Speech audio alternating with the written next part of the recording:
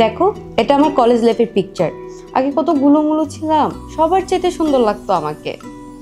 সেটাই তো দেখছি, তোমার বান্ধবীদের মধ্যে তুমি ছিলে সব থেকে সুন্দর। কিন্তু এখন চেহারার এই অবস্থা কেন? চেহারা নষ্ট হয়ে গেছে, আবার অনেক শুকিয়ে গেছো, কাহিনী কি? হ্যাঁ, কি আর করব বলো, তোমার সংসার করতে করতে চেহারা এরকম 12টা বেজে গেছে। হ্যাঁ, এখন তো আমার দোষ দিবা। আরে নারী, শোনো, কোনো সমস্যা নেই, তোমার চেহারা নষ্ট হোক, তুমি মোটা হয়ে যাও কিংবা চিকন হয়ে যাও, তাতে আমার কোনো যায় আসে না। তুমি সারাটা জীবন আমার সঙ্গে থাকবে, এটাই আমার জন্য অনেক। ঠিক আছে? ঠিক আছে স্যার। এই যে দেখো, এটা হচ্ছে আমার কাজিন, এটা আমার ছোট বোন। এক সেকেন্ড দাঁড়াও, এই টাকার ছবি? এটা এটাও আমার কলেজ লাইফের একটা ফ্রেন্ড। তুমি কি আমারে বলদ ভাবো বলো তো? ফ্রেন্ড তো আমারও আছে, তাই না? কোনো ফ্রেন্ডের সঙ্গে কেউ এতটা ক্লোজ হয়ে ছবি তোলে? ওর চোখের দিকে তাকিয়ে দেখো, দেখেই মনে হচ্ছে চোখের মধ্যে তোমার জন্য একটা মায়া। আর তুমিও কত মায়াবী চোখের দিকে তাকিয়ে আছো। সত্যি করে বলো তো, তোমার কে? আরে বাবা, তুমি এসব কি বলছো? এটা কলেজ লাইফে আমরা দুষ্টুমি করে পিকচারটা তুলেছিলাম, এছাড়া আর কিছুই না। ঠিক আছে, আমার ভালো লাগছে না, আমি যাচ্ছি। আরে কি আজব ব্যাপার, তুমি কোথায় যাচ্ছো? বললাম তো আমার ভালো লাগতেছে না এখন কথা বলতে, আমি রুমে যাচ্ছি। তুমি কেন রুমে যাবে এখন? তুমি আমার পিকচার দেখতেছো, আমার সাথে বসে গল্প করতেছো, তোমার হঠাৎ করে কি এমন হলো যে তোমাকে রুমে চলে যেতে হবে? এই ছবিটা দেখেই মনে হচ্ছে এই ছেলের সঙ্গে তোমার কোনো সম্পর্ক ছিল। আমি যদি ভুল না করে থাকি, তো তোমার বয়ফ্রেন্ড ছিল, রাইট? হ্যাঁ, ও আমার বয়ফ্রেন্ড ছিল। এখন স্বীকার করছো বয়ফ্রেন্ড ছিল, এতক্ষণ তো বললা ফ্রেন্ড। যাই হোক, তো কতদিন সম্পর্ক ছিল তোমাদের? এই তো কলেজ লাইফেও আমার বয়ফ্রেন্ড ছিল। মানে শুধু কলেজ লাইফে নাকি এর পরেও ছিল? এরপরেও বেশ কয়েক বছর সম্পর্কটা আমাদের মধ্যে ছিল। আরে বাবা, টোটাল কত বছরের সম্পর্ক ছিল সেটা বললেই তো হয়, তাই না? টোটাল 4-5 বছরের সম্পর্ক ছিল আমাদের মধ্যে। 4-5 বছর? ওয়াও, জোস। ঠিক আছে, আমি রুমে যাচ্ছি। আরে আরে কোথায় যাচ্ছ তুমি? আরে বাবা, এটা নিয়ে এত রিয়েক্ট করার কি আছে? ও আমার কলেজ লাইফের বয়ফ্রেন্ড ছিল, তাই না? আচ্ছা ঠিক আছে, আমি এখন ওর পিকচারটা কেটে দিচ্ছি আমার গ্যালারি থেকে। এই যে দেখো, আমি পিকচারটা কেটে দিয়েছি। প্লিজ তুমি এটা নিয়ে রিয়েক্ট করো না। আমার এখন এইসব নিয়ে কথা বলতে ভালো লাগছে না। আর তোমার বয়ফ্রেন্ড, তোমার কি রিলেশন না রিলেশন, আমার জাস্ট ভালো লাগতেছে না, আমি যাই। আরে বাবু, কি সমস্যা তোমার? মানে আমি তোমার সামনে পিকচারটা কেটে পর্যন্ত দিলাম। একটা মানুষের অতীতে কোনো না কোনো ভুল থাকতেই পারে। ধরো এটা আমার একটা ভুল, এটা আমার পাস্ট, তাই না? তুমি এটা নিয়ে ভাবে কেন রিয়েক্ট করতেছো? আর দেখো, আমার তো তার সাথে সম্পর্কটা অনেক আগেই নষ্ট হয়ে গিয়েছে। এই পিকচারটা যে কিভাবে গ্যালারিতে রয়ে গিয়েছিল আমি আসলে বুঝতে পারতেছি না। তো রিলেশন যখন ছিল, বিয়ে করলে না কেন? তোমরা বিয়ে করলেই পারতা। বিয়ে বিয়ে তো করতে চেয়েছিলামই, কিন্তু কিভাবে আর করব বলো? আচ্ছা যাই হোক, বাদ দাও না ওর কথা। ওর কথা যতই আমি এখন বলতে যাব, ততই আমার খারাপ লাগা কাজ করবে এবং অনেক বেশি রাগ উঠবে।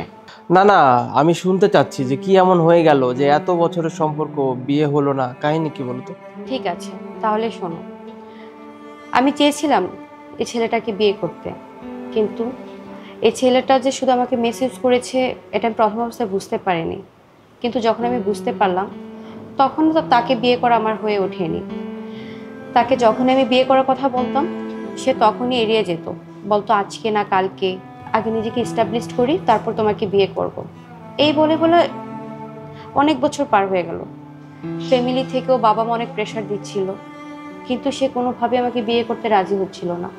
তারপর একটা সময় তো শুনতে পারি সে গোপন একটা বিয়েও করে নিয়েছে। আর তখন এটা জানার পরও কি তাকে বিয়ে করাটা আমার ঠিক হতো? তার সাথে সম্পর্ক রাখাটা কি আমার মোটেও উচিত ছিল? তাই আমি তাকে ছেড়ে দিয়েছি, আর বাবা আমার পছন্দ মতো তোমাকে বিয়ে করে নিয়েছি। ও আচ্ছা, এবার বুঝতে পেরেছি। তার মানে আমাকে তুমি অপশন হিসেবে বেছে নিয়েছো, আমি তোমার অপশন, তাই তো? আরে সাজিদ, তুমি এসব কি বলছো? অপশন? কিসের অপশন?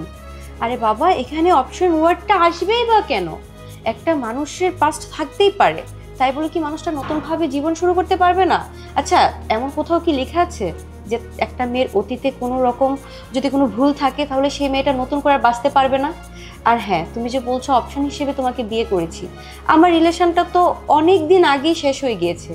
তারপরে যে আমি বাবা মার পছন্দ মতো তোমাকে বিয়ে করেছি, এখানে অপশন হিসেবে কেন তোমাকে বেছে নিব?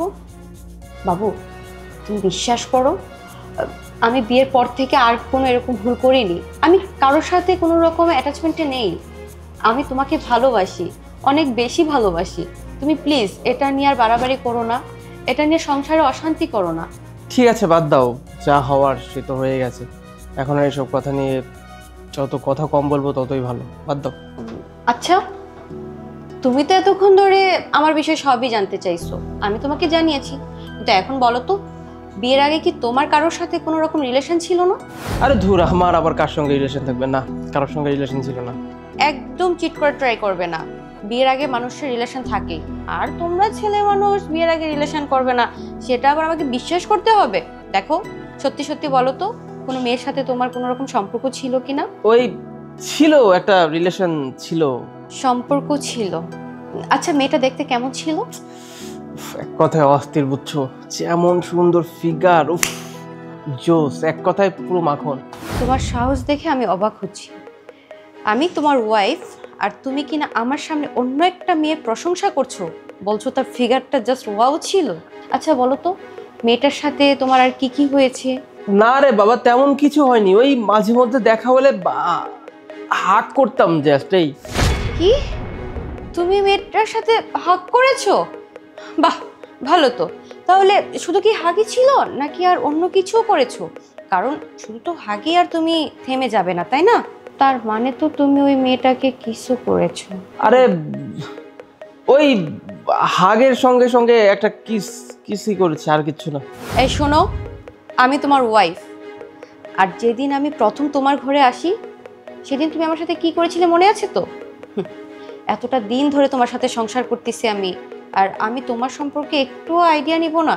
একটা মেয়েকে কাছে পেলে যে তুমি কি কি করতে পারো সেটা আমার খুব ভালো করে জানা আছে। একটা ভালো সম্পর্ক ছিল, মানে মাঝে মধ্যে দেখা হতো, আমরা অনেক ক্লোজ ছিলাম, মানে ওই বুঝে নাও ছিল আর কি। বাহ সাজিদ, বাহ। তুমি একটা ছেলে, তুমি একটা মেয়ের সাথে হাগ করতে পারো, কিস করতে পারো, রিলেশন করতে পারো, কিন্তু তাতে কোনো সমস্যা নেই, জানো তো? বিন্দু পরিমাণও তোমার উপরে কোনো মান সম্মানে হানি আসেনি। কিন্তু আমি একটা মেয়ে, একটা রিলেশন ছিল আমার অতীতে, তাও আমার বিয়ের অনেক দিন আগে, আমি সেটা তোমার কাছে স্বীকার করেছি, কিন্তু তুমি এটা নিয়ে কী করেছো, কি বাজেভাবে রিয়েক্ট করেছো, এটাতে নিজেকে কতটা ছোট মনে হয়েছে আমি তোমাকে বুঝাতে পারবো না। কিন্তু যেই দেখো, তোমার কথাটা জানতে চাইলাম, কি ইজিলি কথাগুলো আমার সামনে বলতেছো, মনে হচ্ছে যে আমি মানুষ না, পাথর। জানো তো, মেয়ে মানুষের অতীত থাকতে হয় না। যদি কোনো মেয়ের অতীত থাকে তাহলে সে মেয়ে সমাজের মধ্যে মুখ খুলে হাসতে পারে না, মন খুলে ঘুরে বেড়াতে পারে না। সে মেয়েটা পারে না যে স্বাধীনভাবে বাঁচতে, তাকে কটু কথা শুনতে হয়, নানানভাবে তাকে লাঞ্ছিত অপমান সহ্য করে যেতে হয়। আচ্ছা বাবা, ঠিক আছে, আমি তোমাকে কথা দিচ্ছি, মানে আজকে আমিও কখনো তোমার পাস্ট নিয়ে কোনো কথা তুলবো না, তুমিও তুলবা না। আর আমিও তোমাকে কথা দিচ্ছি, তুমিও কথা দাও, আমি কোনো নারীর কাছে যাবো না, তুমিও কোনোদিন আমাকে ছেড়ে যাবে না, কথা দাও।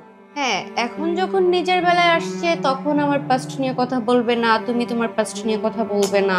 মানে তোমরা ছেলে মানুষ পারো বটে, মানে একটা মেয়ের পাস্ট থাকতে পারে না সেটা যদি তোমরা কোনোভাবে জানো, এটা জানোই তাই ওই মেয়েটাকে শুনিয়ে যাও। একটাবার ভাবো না যে মেয়েটার কতটা কষ্ট হয়, কিন্তু যখন দেখো তোমার বেলায় আসলো, কথাটা কি সুন্দর করে কাট করে দিয়ে তুমি চলে যেতে চাচ্ছ।